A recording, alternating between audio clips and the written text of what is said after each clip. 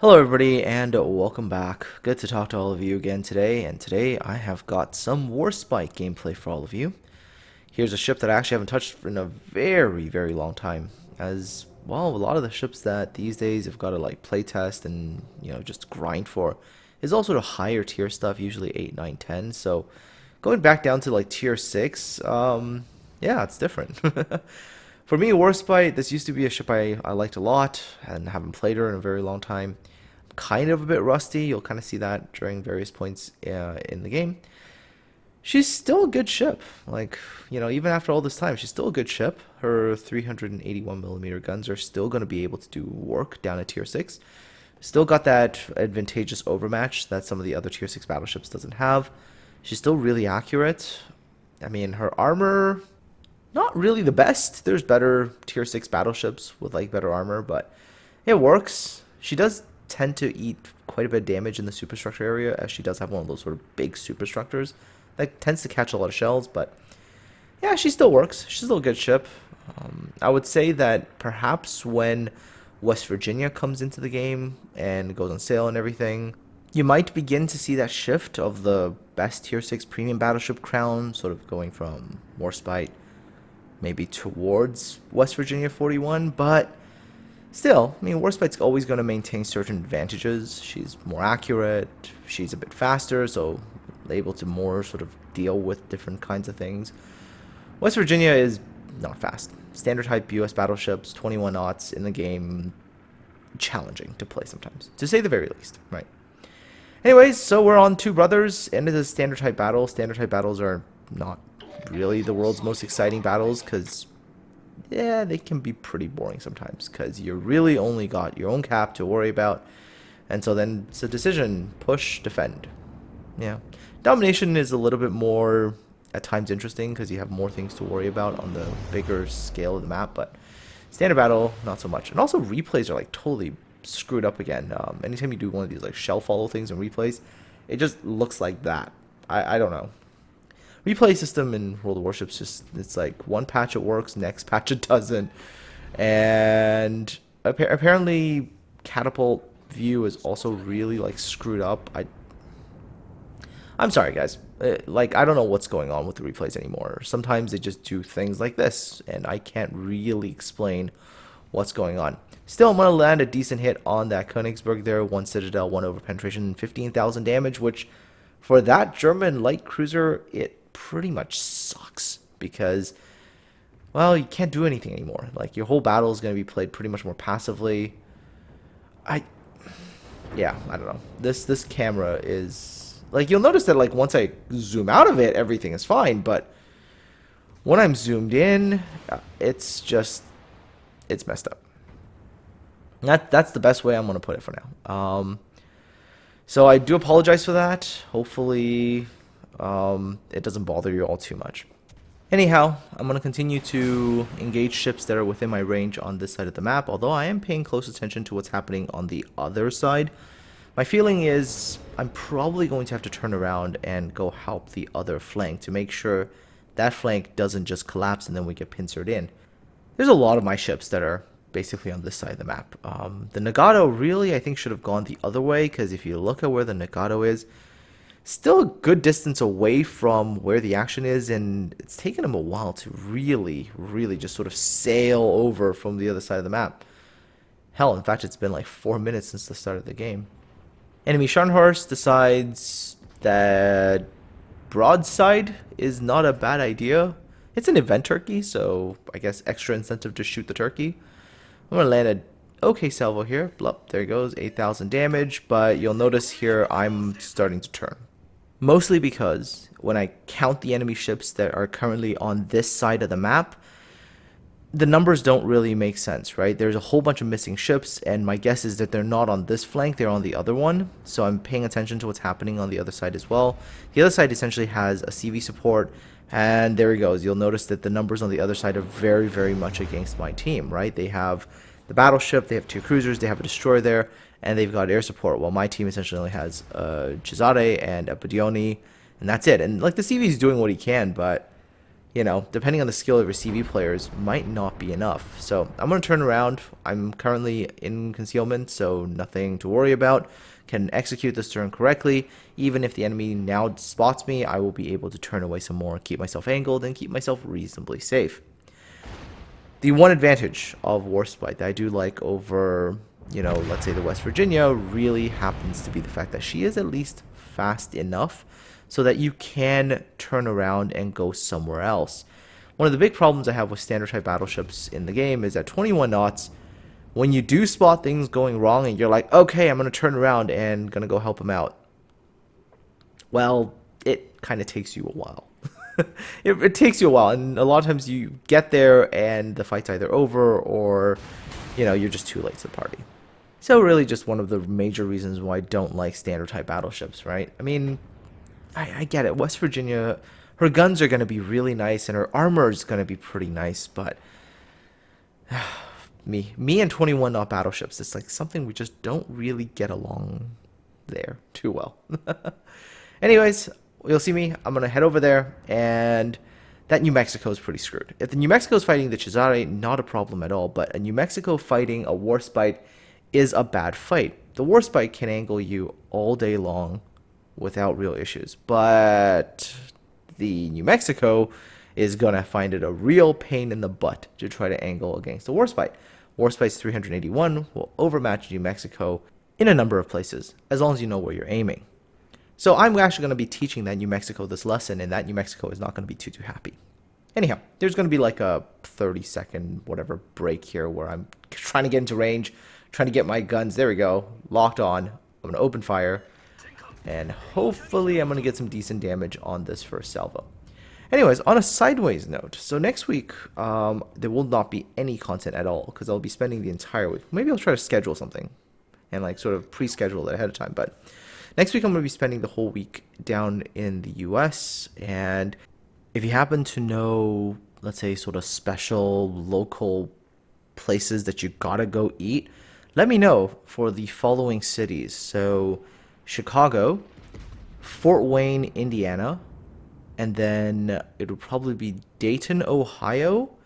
I think I'm also going to spend a tiny bit of time in a place called Adrian, Michigan. So I don't know if you know anything there, let me know. And then Cleveland, Ohio, and then Erie, Pennsylvania. So like if you know stuff there, let me know, right? Anyways, I'm still smacking around that New Mexico, going back to the battle because, you know, don't want to keep you guys too distracted with my random like trip. Back to the New Mexico. This New Mexico is just in bad shape now, right? He's eating some damage from me already. He's still getting shot at, bombed, all sorts of fun things.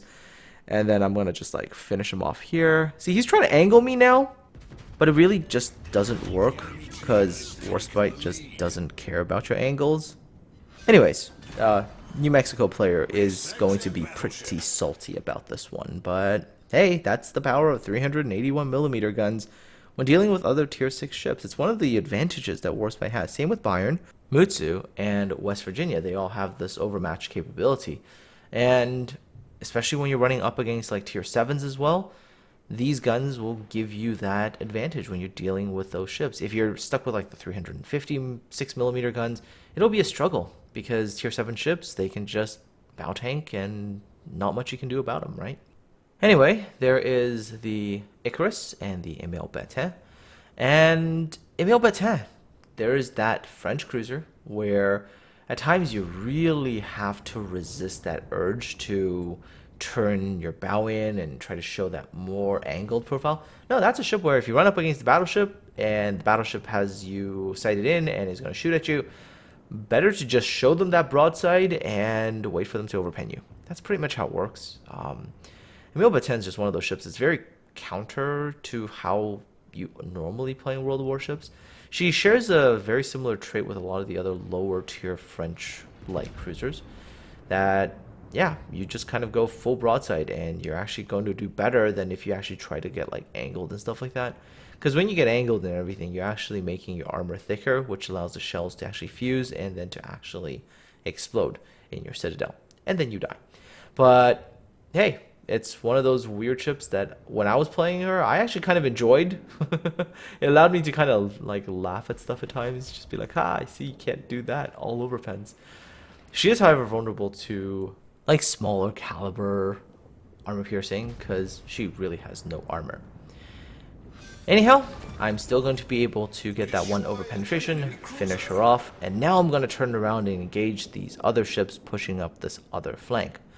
This push is actually a little bit scary still, mostly because they have two Scharnhorsts.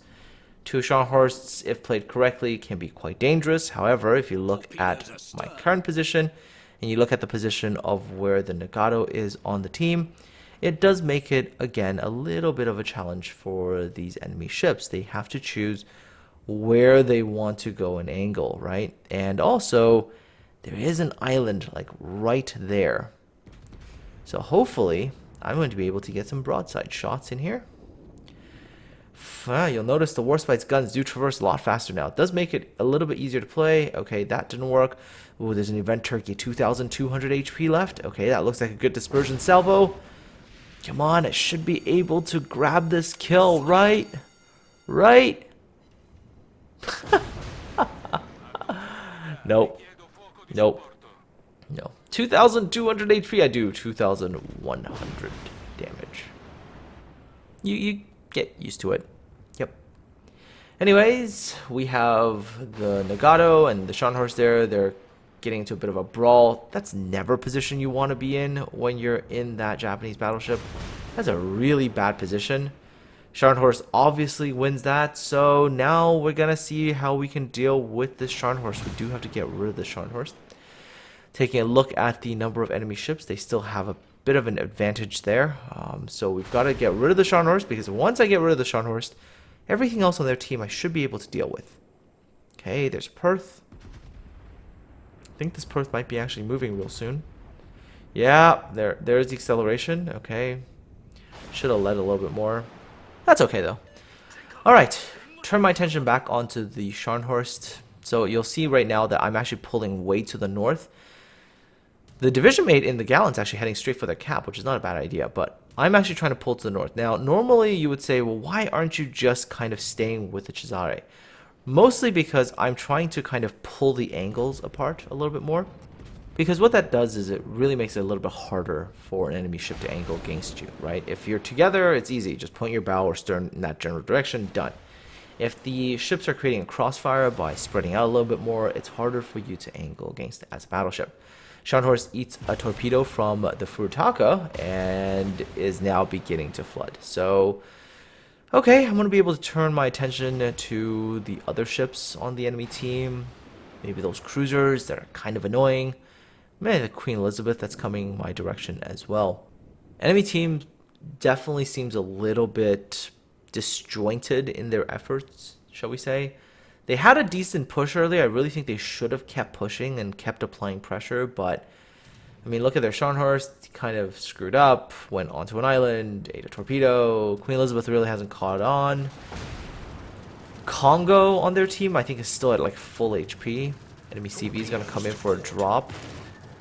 But that particular torpedo bomber squadron had like 3 fighter squadrons clicked on him, so yeah, not really doing anything there at all. Okay, so Queen Elizabeth finally starting to get over here, but already a little bit late, right? The Scharnhorst is gone. That's a very, very good pushing battleship.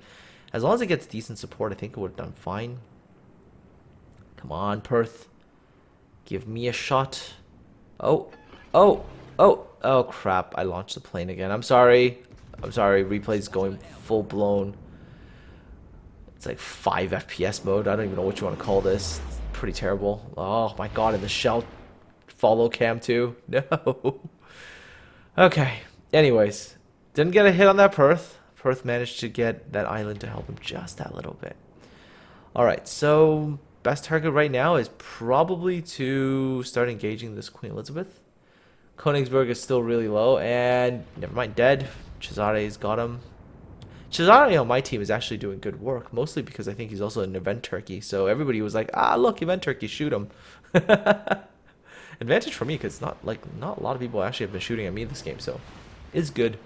Giving me more opportunity to really sort of farm damage and stuff. There's the enemy Queen Elizabeth. Really should be shooting at me now, fam. I'm the Warspite. I'm the guy who's actually gonna hurt you. Like, What are you aiming at? Gotta aim at me here. Come on. Because I will hurt you, like, badly here. Yep, see? What's that Queen Elizabeth even aiming at? The Furutaka? Yeah. I think the Queen Elizabeth was actually trying to shoot at the Furutaka. See, target selection, folks, is very, very important, right? Because now that I know that the Queen Elizabeth is not really paying attention to me, I'm just like, okay, I'll target you when I get a chance. I'll target the Congo in this salvo just because, well, the Congo is showing me a pretty good side to shoot at. So I'm going to land a salvo on this Congo here. There you go, 7,000 damage. Okay, now you see me, I immediately angle against the Congo, and I'm going to turn all my attention onto this Queen Elizabeth, who is still not shooting at me or the Cesare. This QE is still, I think, shooting at the Furutaka. What are you doing? Like, realize where the threat is. Finish one of us off. Stop shooting at like a pretty slippery Furutaka, which is not easy to shoot at. Anyways, well, that allows me to get a nice broadside salvo into the QE. Wasn't the world's best amount of damage, but hey, like near 10k damage, it's gonna hurt. Congo, not really effective against me right now, so I'm just waiting for this reload here. Maybe Cesare. Yep, Cesare is gonna finish him off. Okay, I'm gonna go fight the Congo. This is a very, very easy fight if you happen to be in a Warspite. Anytime you're up against sort of the tier 5 battleships, you're pretty much clubbing them. Like, your guns are going to be effective against them regardless of what they angle. And on the other hand, if you angle correctly, their guns are pretty useless against you. So, alright, come on, Congo.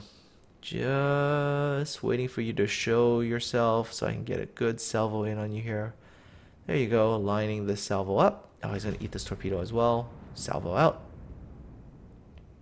Not bad dispersion-wise, I think. There you go. Boom. There's almost 10k.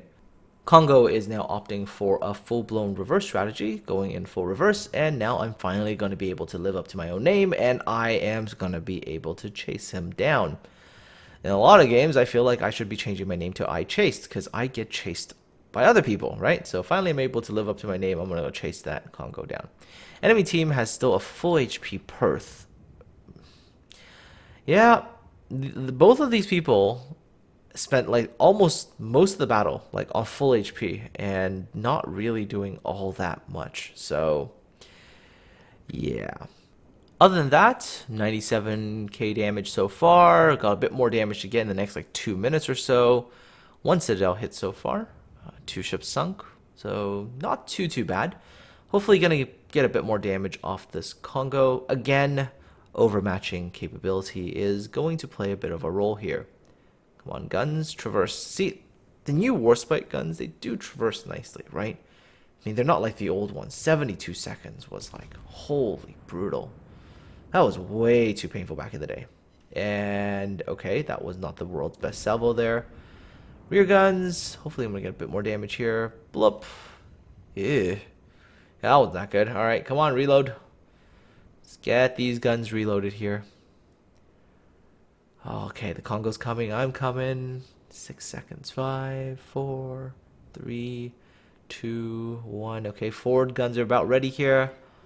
Alright, there we go. Get the camera right. Bang. Yeah, dispersion is a little wonky again, but hey, managed to get almost 5k damage there. Somebody else was able to get a little bit more, and with the rear guns, boom. Oh, you know what I should have done? I should have held that salvo for like another 5 seconds and waited for that Congo to heal a bit more. Then I should have gone for the kill. Could have gotten a bit more damage. Alright, time is almost about to run out. I've already called GG, and at this point in time, I think I was actually trying to thank the turkey on my team, the Cesare, because, hey, that turkey did a lot of the, let's say, baiting of the enemy team's fire. They shot at him a lot more, so that kind of made my life a lot easier because I didn't get shot at as much. Always a nice feeling, right? Oh, and there's the Perth. Oh, look at the Perth's HP. Like, what did this Perth do this whole game? Like, poor guy, just nothing at all. And 17 seconds. I'm gonna get one last salvo here. Salvo inbound. All right, last 10 seconds. Am I gonna get it? Am I gonna get it? Looks good. There's my dev strike. All right, 136,438 damage, 431,160 credits, 6,161 experience. That's a nice number. I like that. 3 Citadel hits. I got my dev strike. Yeah. 4 ships destroyed, although no more 4 gold hulls. So that's okay. There you go. 1,955 base experience. See, that turkey was really good. Super helpful turkey. All my damage, of course, from AP shells. Didn't take much damage at all. It took 16k damage. That's like a super rare kind of thing for me, right? So yay for event turkeys. Anyways, all right. Finally, let's take a look at the credits. Take away all the deductions, 350k. So that was a very good amount of credits. Anyways, folks, hope you enjoyed a Warspite game. I will talk to you guys all again, hopefully soon. Of course, don't forget those suggestions for places to eat down the States if you happen to be in those areas. Until next time, take care, and I'll talk to all of you again soon.